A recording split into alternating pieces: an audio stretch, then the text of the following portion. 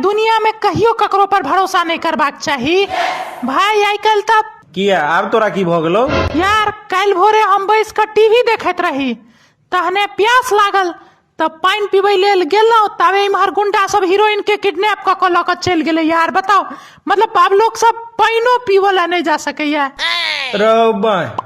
कियो भरोसे लायक नहीं छे। बताओ, आप टीवी छोड़ कर पानी पीबे लेल गेलिए, तहने किडनैप कर लेल के गुंडा सब हीरोइन के।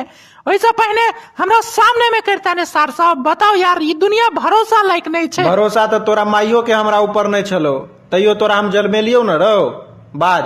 वह त गलती भेल अहाँ से बहुत बड़का। एक मिनट, हमर बाप के गलती या सही से अहाँ के कौन मतलब है? अहाँ होई के छी पूछे वाला ई बात सब? इंटरव्यूअर। ओह सॉरी, हम तब बिसर गेल रहिए कि अतः तोहर नौकरी के इंटरव्यू भ रहल छौ। आई एम सॉरी करिया, आई एम सॉरी। कोनो बात नहीं, आगू बाजू।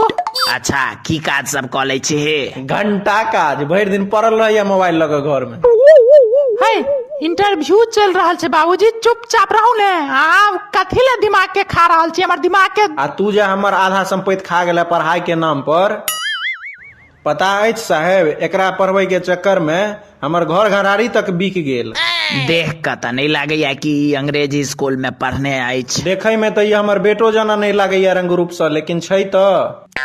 लेकिन अहाँ गोर छियै आ ई महिष जनक कारी, त ई अहाँ के बेटा लायक त नहीं रहल ये।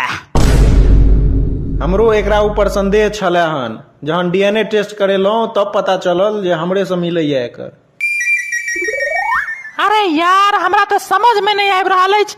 अतः इंटरव्यू चल रहल छे कि भ की रहल छे भाई?